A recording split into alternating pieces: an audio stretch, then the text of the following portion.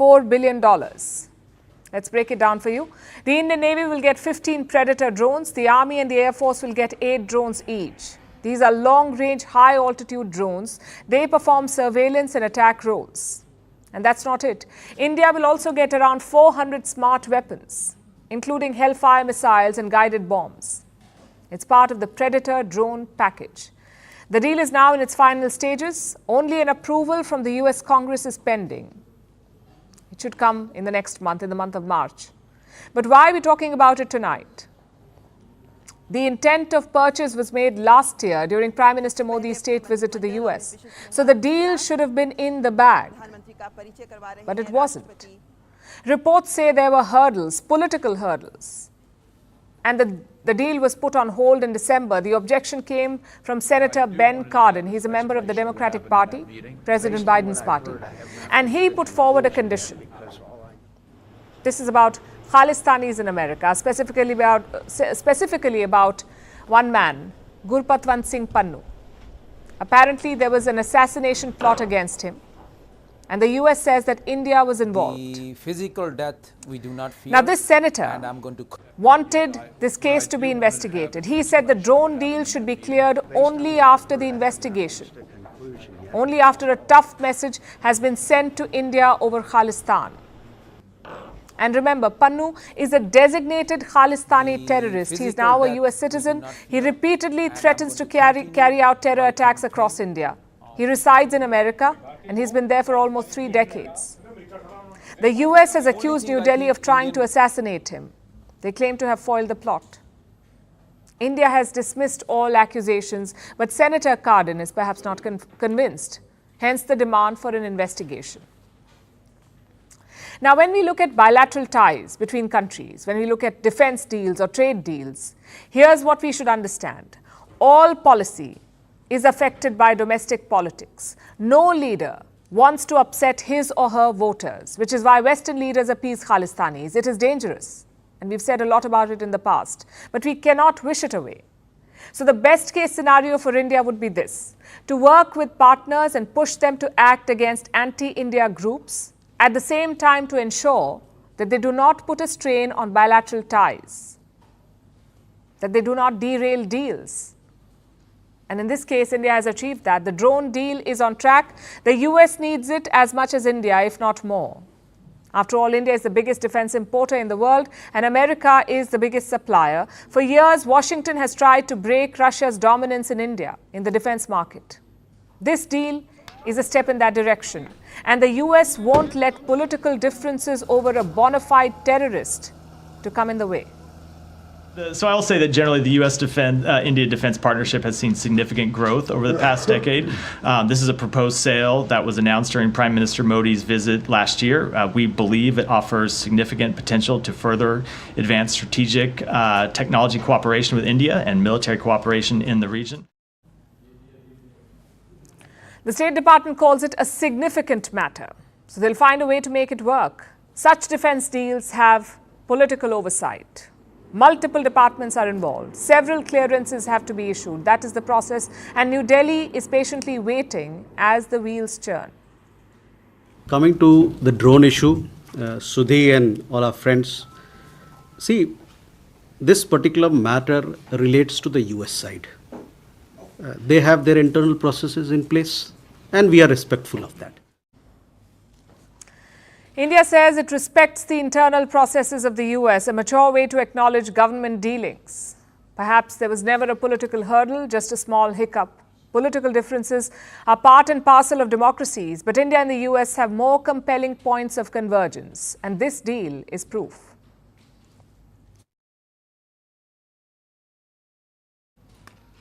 Our next story comes from Pakistan. It has entered election week. Voting is on the 8th. Schools and universities have been shut for a week. Campaigning has intensified.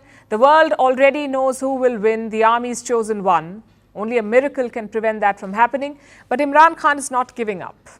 The former Prime Minister is in jail and he's trying to make a backdoor entry. ये है time अपनी तकदीर बदलने का। इससे इमरान खान को क्या नुकसान होगा? इमरान खान को तो अल्लाह ने सब कुछ वैसे ही दे दिया है। मुझे तो किसी चीज़ की ज़रूरत नहीं है।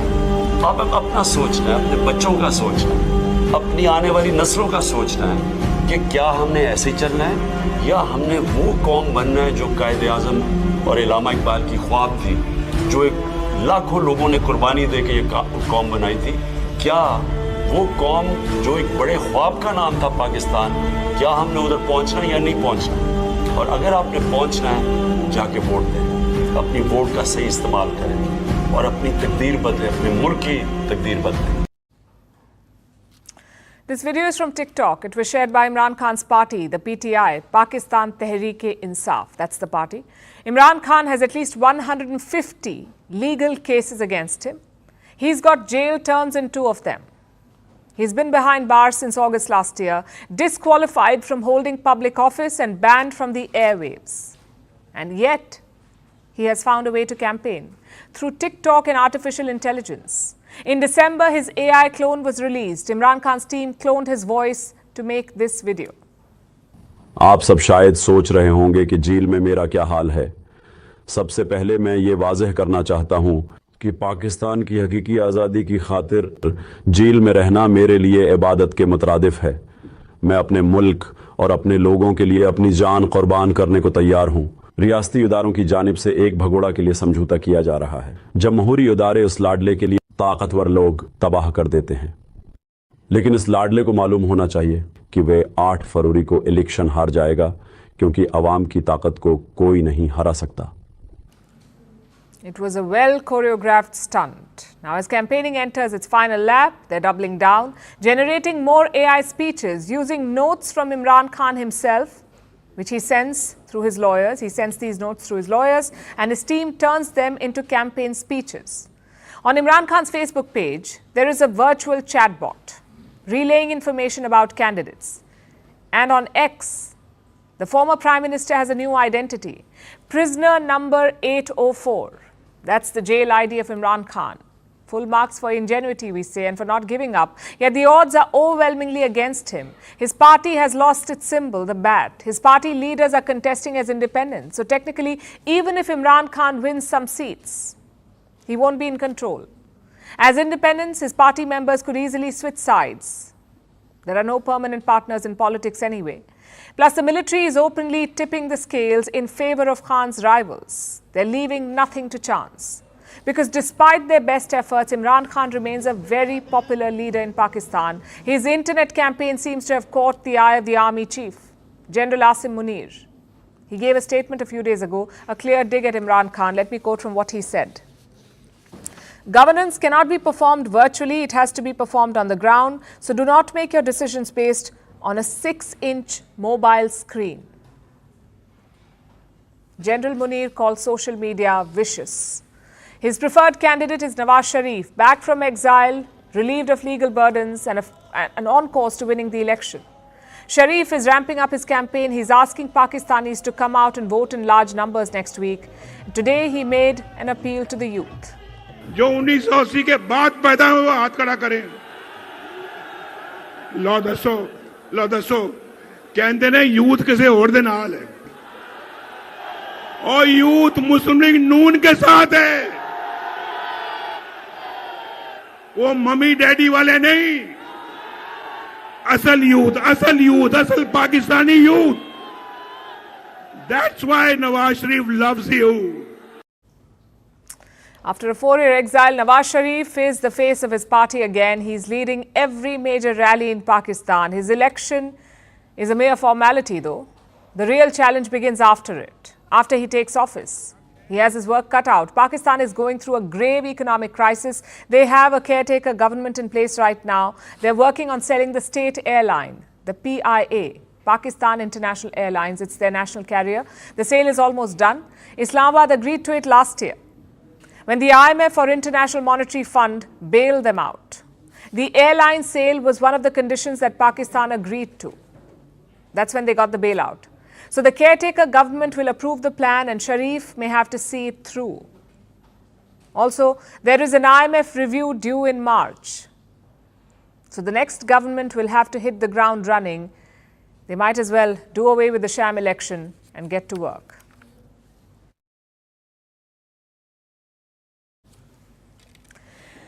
From turbulence in the air to turmoil on the ground, there was pandemonium in the Rajya Sabha today.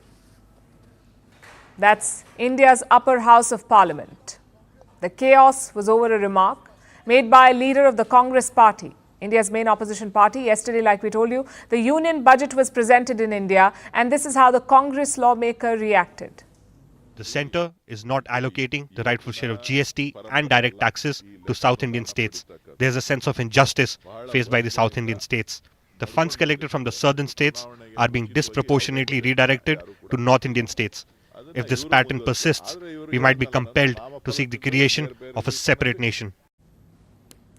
His name is D.K. Suresh. He is a member of parliament from Karnataka in the Lok Sabha, or the lower house of parliament. And he is suggesting a breakup of India, a separate nation for the southern states of India. Why? Because he says there's fiscal injustice in the budget, that the Modi government has been unfair to the southern states and the allocation of funds and resources was not equitable. Now, D.K. Suresh is not just a Congress lawmaker. Apart from being the Lok Sabha MP from Bangalore rural, he also happens to be the brother of D.K. Shivakumar, who is the Deputy Chief Minister of Karnataka, also the state Congress president.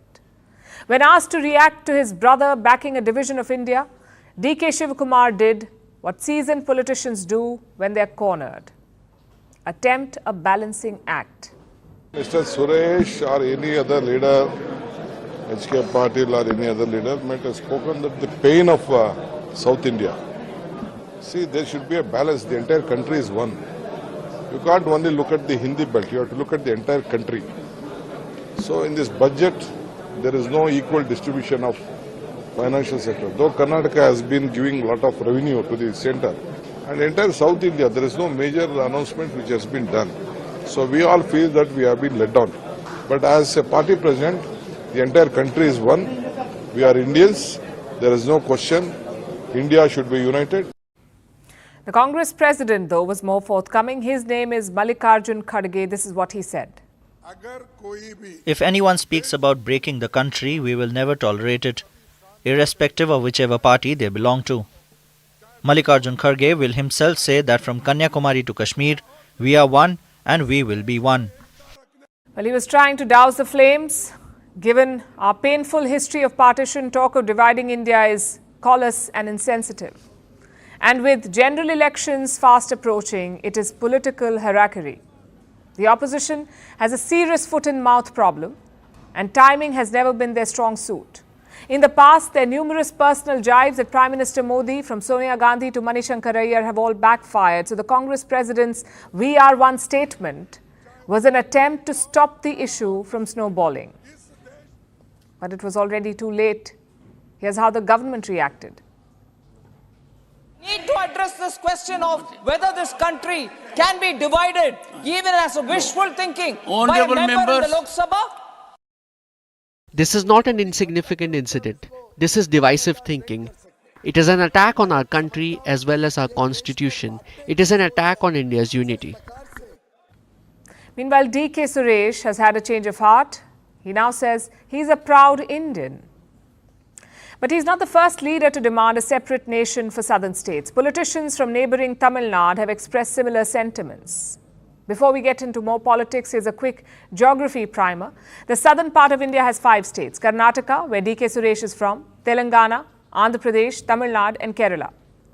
There are also union territories, the union territories of Puducherry and Lakshadweep. Now, currently, the BJP is not in power in any of these 5 states. The BJP has traditionally dominated the Hindu heartland of India, a region closely aligned to its ideological leanings. But under Prime Minister Modi, it has made inroads in South India as well. They were in power in Karnataka until last year. Also, the North-South divide is not just political. Often it has been said the south of the Vindhyas embrace rationality and modernity, while the north is subsumed by religious orthodoxy. But this is reductive at best. That's not to say there aren't cultural and religious differences, but India is a myriad stories of its diversity. And that has been our strength, not our weakness. Look at Rahul Gandhi, the de facto head of the Congress party. As we speak, he is on his second Bharat Jodo Yatra. Bharat Jodo meaning uniting India. He says he's on a mission to unite the country. But it seems, forget the public, he can't even convince his own party leaders. Just before elections, talk of dividing India, a country that they want to come to power in, is not a good look. And that is putting it mildly.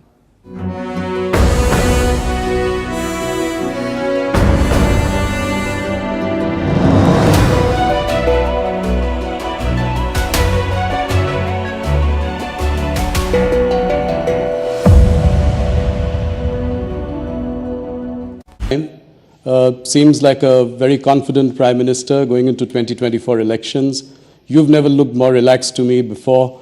What was going on in your mind while drafting this? Well, thank you for having me after the budget, like every year. It's a great opportunity to talk to your viewers and also for others who are watching this program more with the keenness to know about the Indian economy. Yes, the budget yesterday did not have any SOPs announced. We treated it like a true vote on account, an interim budget before an election, and also an interim budget which is being presented with the clear understanding that the several programs which were launched with empowerment of citizens in mind over the last 10 years are reaching the ground, and the beneficiaries are already on their own speaking about it. The power of word of mouth is very strong. So when a beneficiary gets truly the benefit and without any middlemen playing a role in it, they really understand that the intent of the government is what they've said is what is getting executed. So I place a lot of trust in the word of mouth, which has helped.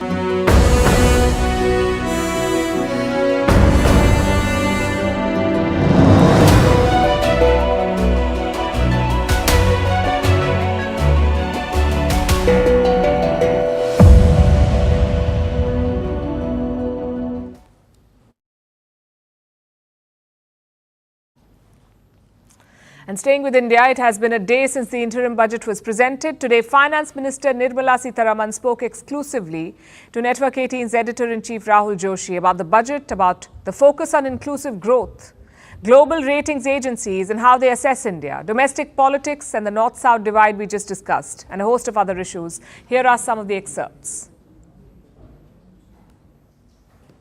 Is there an attempt to paint the Bharatiya Janata Party as a North Indian party? And you know, this north-south divide, encouraging that. Is that what you sense? They've always called Bharatiya Janata Party two things. It is a Brahmin Baniya party. Yes. It's a Hindi party. Today, the kind of support BJP receives in South India disproves all this.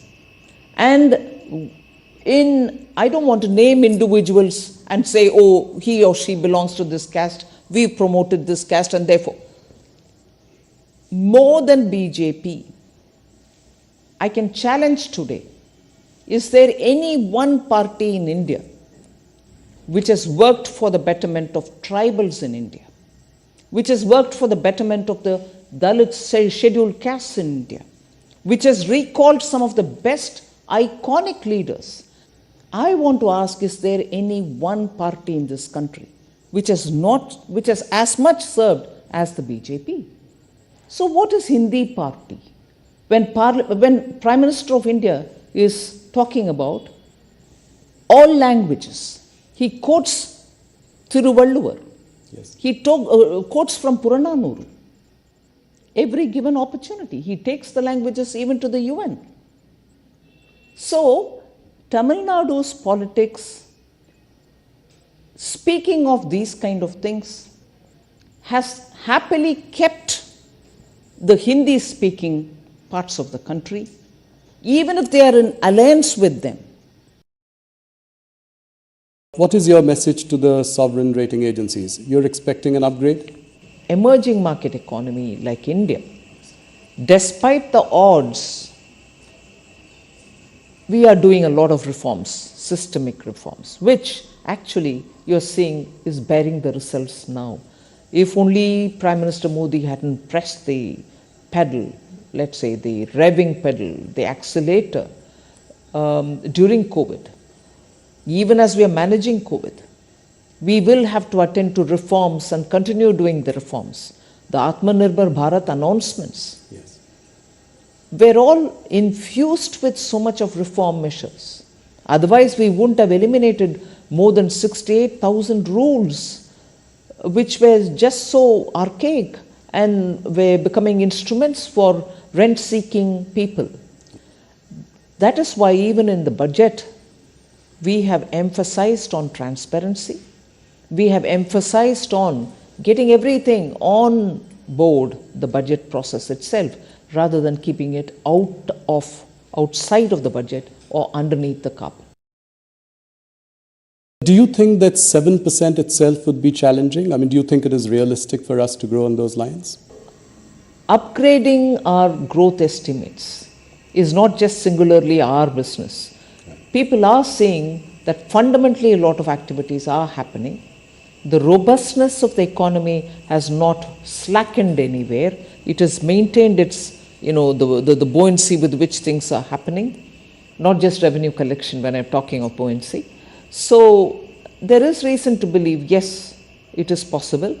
And the deflator, not just the inflation, but the deflator itself is constantly, meaning we are looking at controlling inflation, the other factors fall in place, so the deflator itself then plays a role, and therefore we are confident that on the one hand we'll be able to manage inflation, and on the other to keep the robustness in growth so that it is sustained growth. We have made every effort to look at both growth driving elements and inclusivity driving elements so that nobody is left out from this growth process.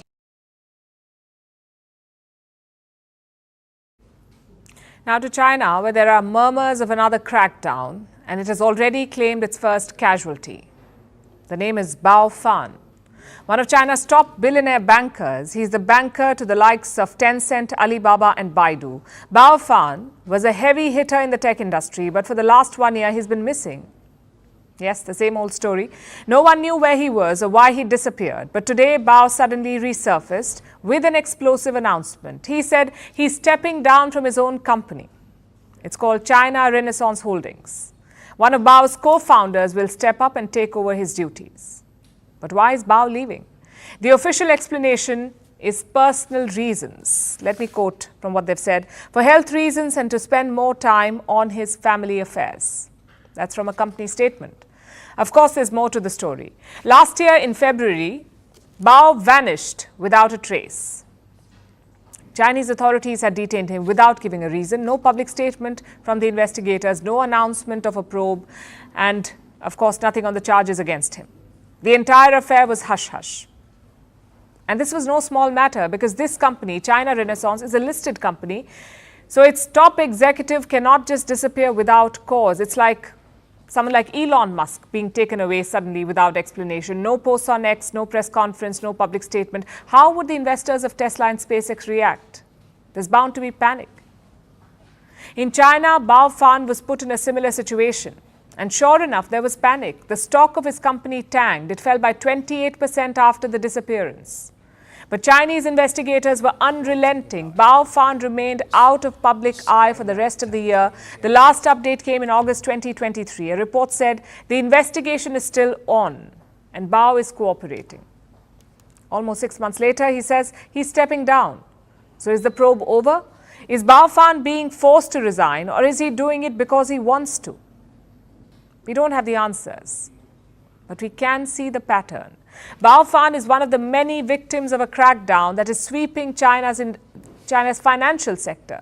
Last year, more than 100 officials and executives were targeted, including bankers, investors, and brokers. And like always, it's happening on the orders of Xi Jinping.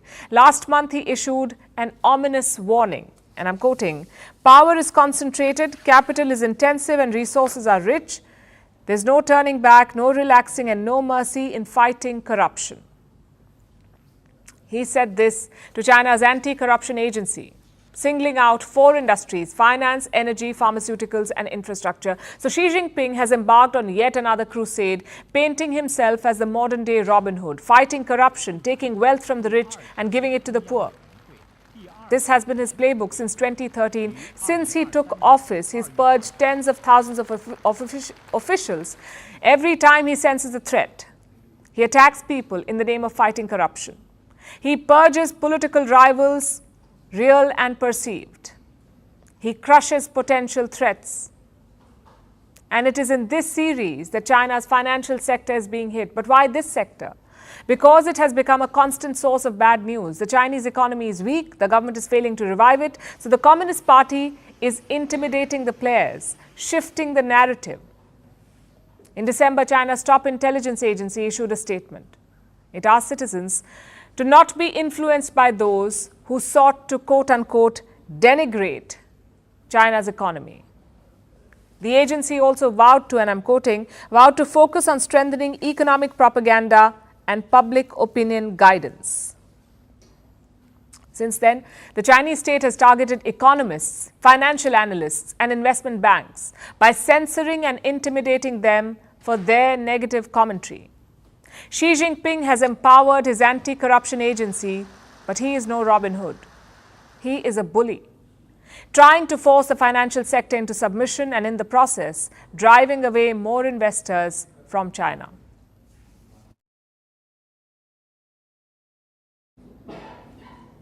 Our next story is about a breakup, not the kind you may be thinking about.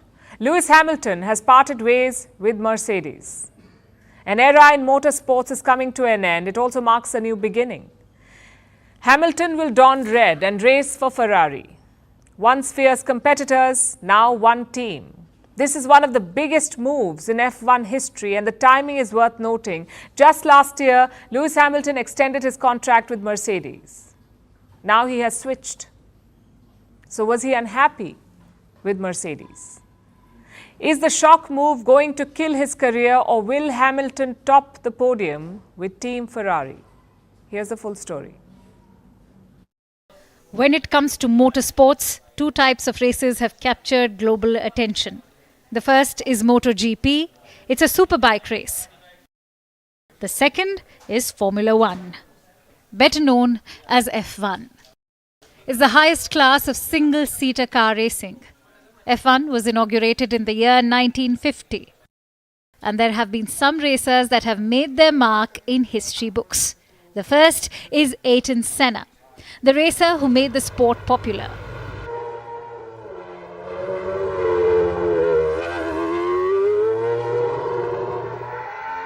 Then there was another driver who became popular for his podium finishes.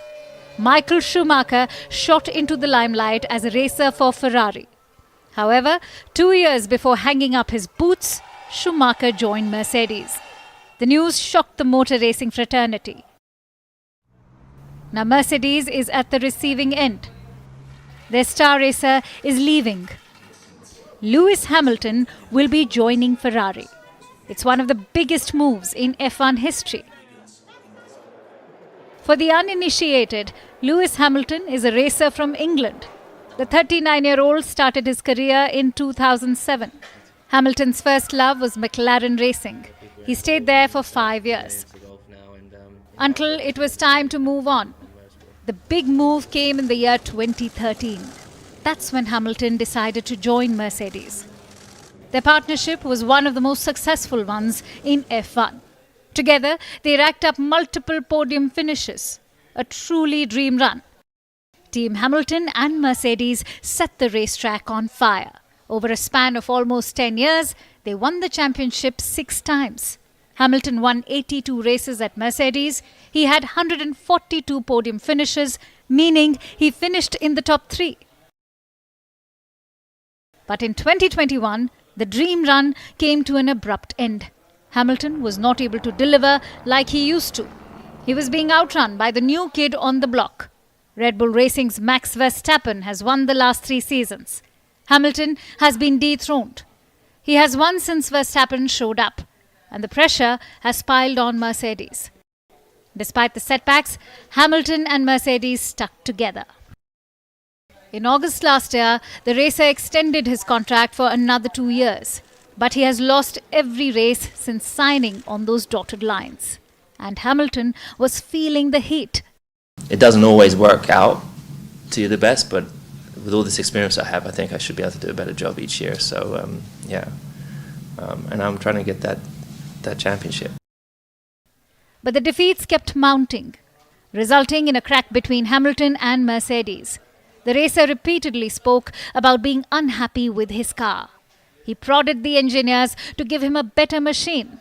Nothing changed on the track, but off it, the disagreements grew. Now, the 10-year relationship is coming to an end. Hamilton will be seen in Ferrari's iconic red suit. The F1 world is shocked, but Hamilton's supporters are excited. Hamilton is a great pilot. In my opinion, he is very skilled, and I think Ferrari also needs him. I would be a happier person than a Ferrari, you see, even though I am not from Ferrari. But Ferrari is an institution, right? And if a champion like him comes, it's a beautiful thing. Well, there you go. Hamilton's new avatar begins next year. He hasn't won a race in 3 years. Ferrari haven't won a title since 2008. Will a new car change Hamilton's fortunes? We will find out in 2025. Now to the war that the world has forgotten about. Sudan. It's been at war for 10 months, suffering a monumental humanitarian crisis. But Western powers or interests are not involved, so the world doesn't care very much. Sudan's story is getting worse by the day, though. Experts say the war is reaching a breaking point. It's my assessment that we are fast approaching a breaking point, and that the conflict in Sudan demands your attention now more than ever. That was Karim Khan, the chief prosecutor of the International Criminal Court. This week he briefed the United Nations Security Council. He said both sides are committing war crimes. And which are these two sides? The Sudanese army and a paramilitary force called RSF, Rapid Support Forces. They are the ones fighting, the army and the RSF. And this is not a fight for territory. This is a power struggle between two generals who command these forces. General Abdel Fattah al-Burhan, who leads the armed forces of Sudan, and General Mohammed Hamdan Dagalo, better known as Hemedti, who is in charge of the RSF. And where is the civilian leadership? They were ousted in a coup in 2021. These two generals worked together to pull off that coup. They were partners and friends. They promised to bring back the civilian regime, but when the time came for this transition, the generals went to war. They refused to make concessions or to let go of their power. So the fighting began in April last year. 10 months on, they're nowhere near finding common ground. At least 12,000 people have died. Nearly 8 million have been displaced. Over 1.5 million people have left the Sudan. They've fled to neighboring countries like Chad, Ethiopia, and South Sudan. There is a famine in the country. As of last year, 20 million people in the Sudan did not have enough food. Out of these, 6 million face starvation, and now there are allegations of war crimes. Soldiers from both sides are said to have killed civilians, raped women, and targeted different ethnic groups. The United Nations has issued an appeal to the international community. They need international help. They need burden sharing. And unfortunately, the Sudanese refugee crisis, displacement crisis, humanitarian crisis is one of the least funded in the world. That's what it comes down to, money. Consider some numbers. Russia invaded Ukraine in 2022. So far, the West has mobilized some $230 billion in aid to Ukraine overall. $230 billion, including both military and humanitarian aid. That's what Ukraine has got. Every year, the US gives $3.3 billion to Israel. Most of this is provided as grants, mainly to fund military purchases. When Israel went to war with Gaza, America promptly passed a new aid package worth $14 billion. Look at the kind of money they've given to Ukraine and Israel. But for Sudan, the United Nations sought $3 billion last year. Do you know how much they got? Less than one. Barely 19% of what they asked for. This gap exposes the world's apathy. Western-led institutions work for their interests. The media focuses on their challenges as countries like the Sudan keep unraveling and the so-called global powers behave like spectators.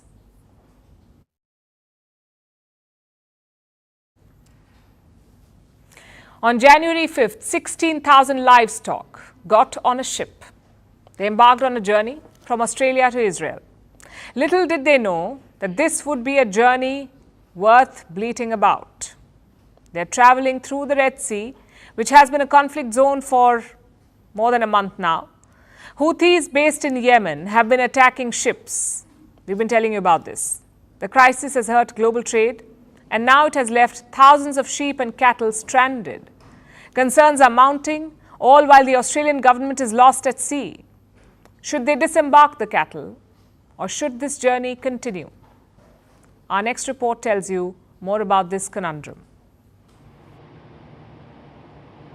On January 5th, the MV Bahija embarked on a journey. The ship didn't know it then, but this would prove to be a difficult journey. Not because of the passengers, of course. There was no bleating from them. After all, the ship was carrying 16,000 livestock, 14,000 sheep and 2,000 cattle. MV Bahija is an Israeli ship. It was homeward bound from Australia, where the livestock would have most likely ended up on Israeli plates. But that wasn't to be, because this was a journey through the Red Sea. The same Red Sea where Houthis from Yemen have been attacking ships. There have been retaliatory attacks as well. Global trade has been disrupted. The crisis has been going on for months now.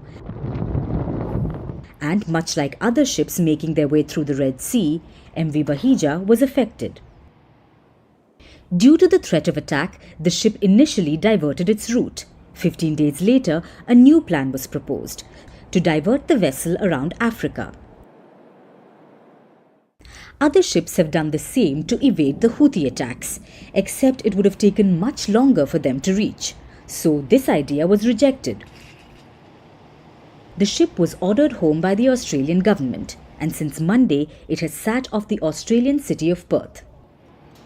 Nearly a month has passed. All 16,000 animals are still stuck aboard in the sweltering summer heat.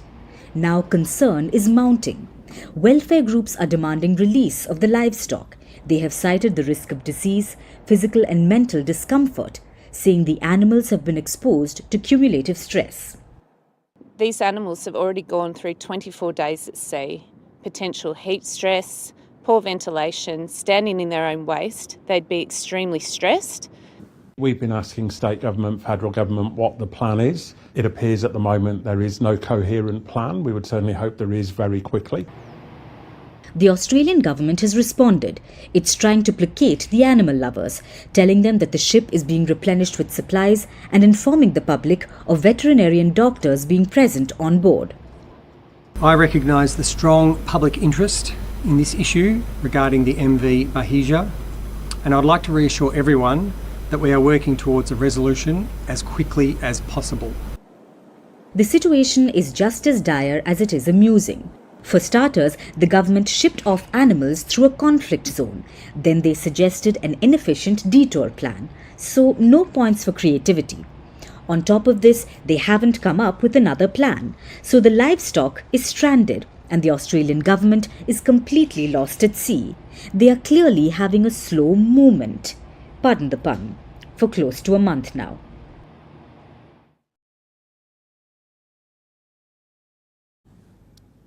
For our next story, let me start with a flashback.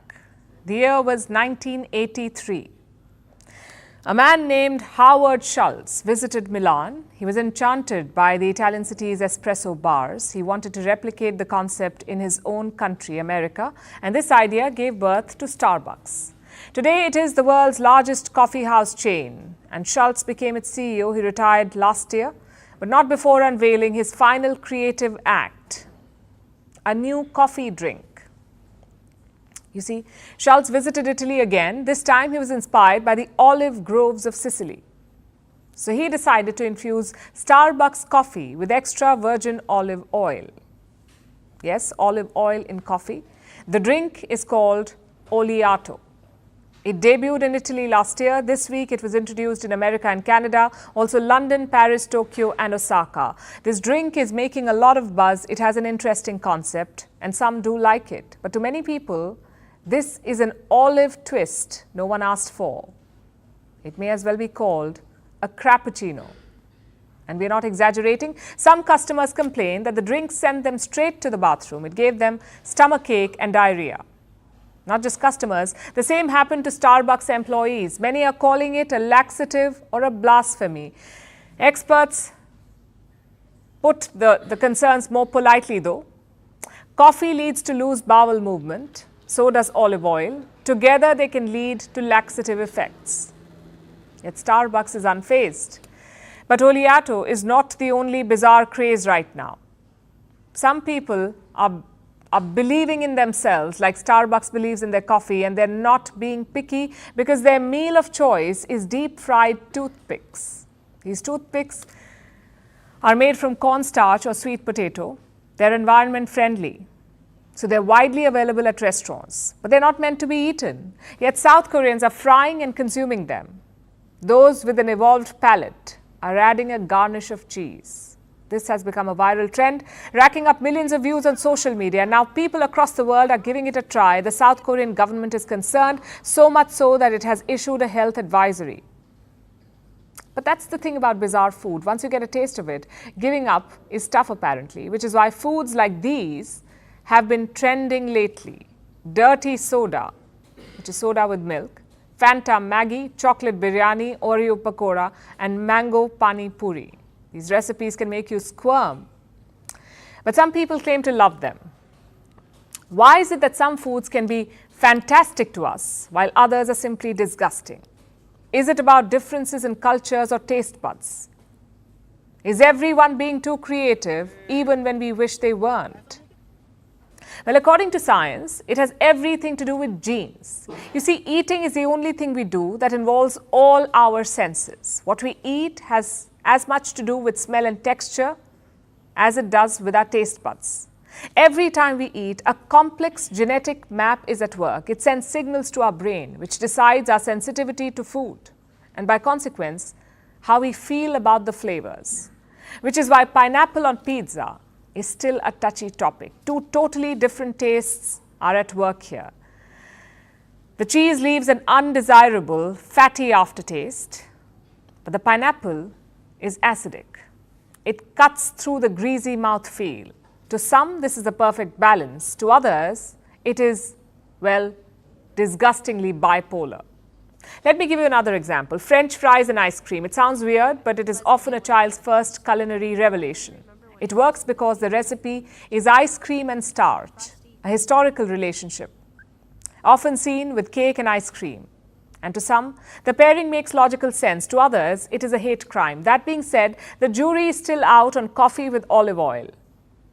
But many bizarre pairings are based on scientific logic, something that TikTok tends to lack. So next time it tells you to fry toothpicks or douse chicken in cough syrup, do not intellectualize it. Just run in the opposite direction.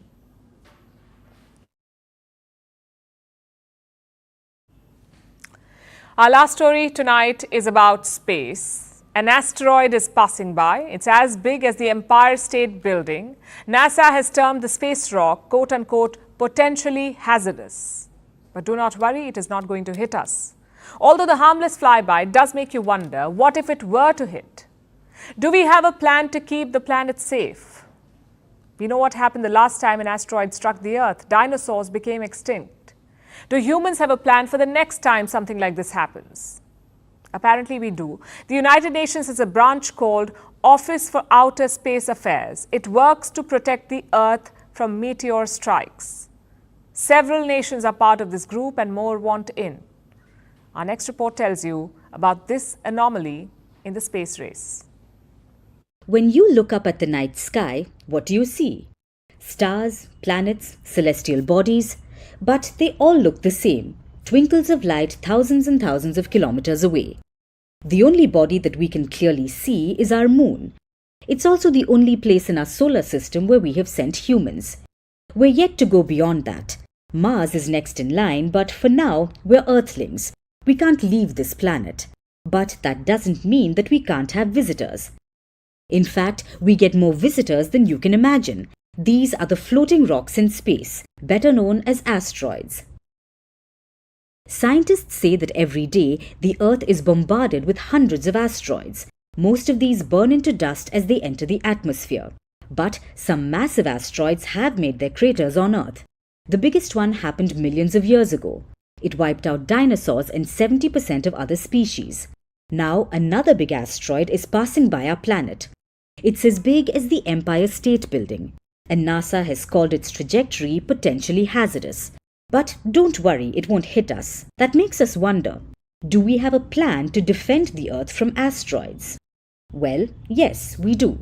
In fact, there's a layer of plans. The first is headed by the United Nations. They have a branch called the Office for Outer Space Affairs. At least 20 nations are a part of it, and more want in. They work together to send out warnings about asteroids that pose a threat. Sending warnings about asteroids is one thing.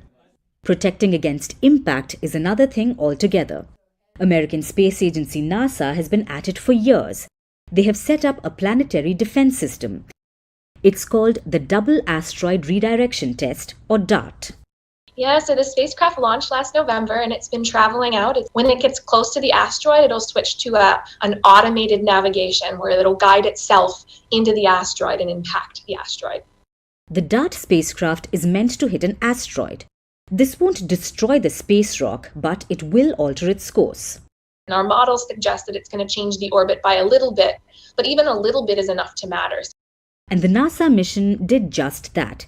In September 2022, the DART spacecraft successfully hit an asteroid and changed its course forever. But protecting the Earth from thousands of asteroids is no easy ask. NASA knows they can't do it alone. They've partnered with India's ISRO for asteroid protection. Japan, too, has joined hands. China and Russia are working on asteroid deflection missions. While there are plenty of divisions on the ground, and in space too, at least when it comes to protecting the Earth from asteroids, there is some unity among countries. So don't worry and sleep peacefully. The world's space scientists are keeping vigil.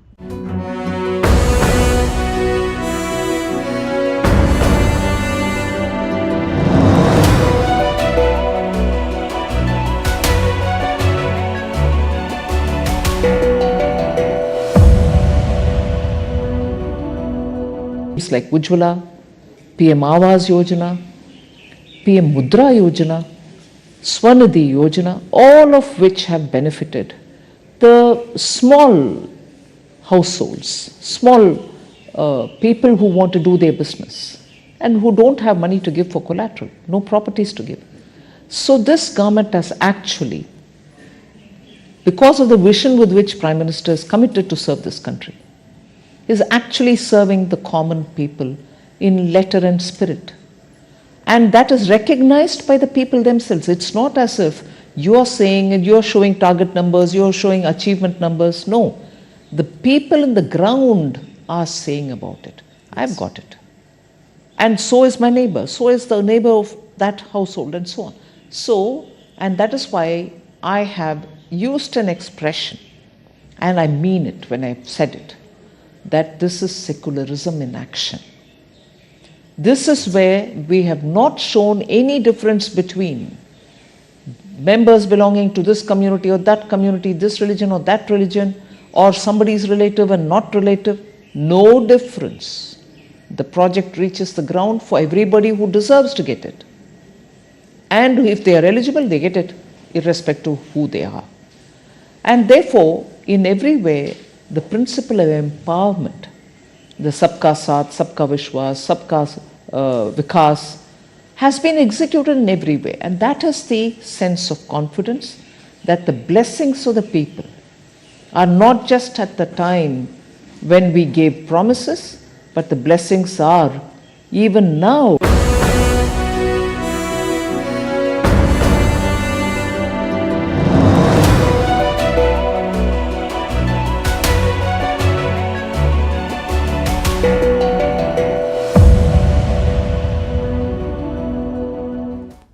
Now Now it's time for Vantage Shots, images that tell the story. In Florida, a small plane crashed into a mobile home park, killing 3 people. In Australia, a 3-year-old boy got stuck inside a toys claw machine. He was happily playing with the toys and was later rescued.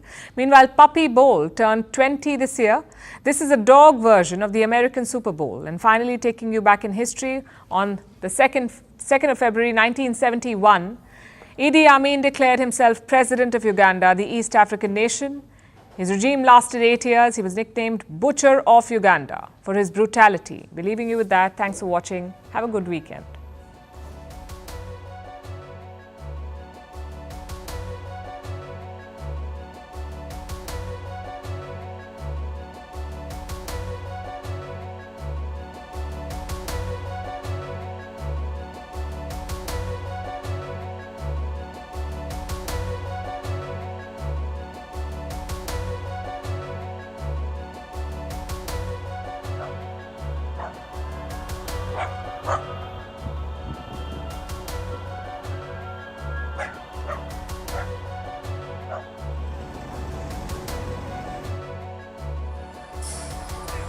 Yeah, if he was at that back corner.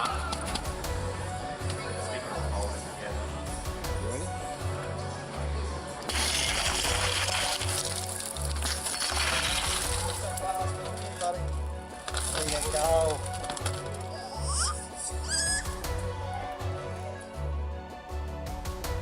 Take the toy to the 50.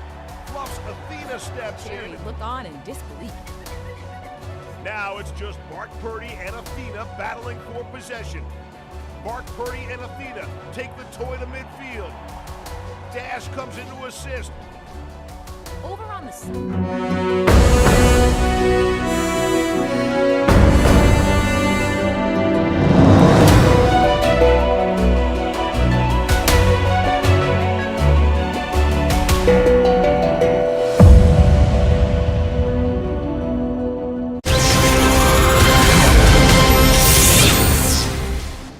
Good evening. You're watching CNN News 18. I'm Akanksha Swaroop. Now, Finance Minister Nirmala Sitaraman spoke exclusively to CNN News 18's editor-in-chief, Mr. Rahul Joshi, today. She spoke about the changing dynamics of the Indian economy and also shed light on how the economic policies of the previous Congress government have impacted the growth trajectory of Bharat's economy. She also goes on to explain the need for white paper call. Listen.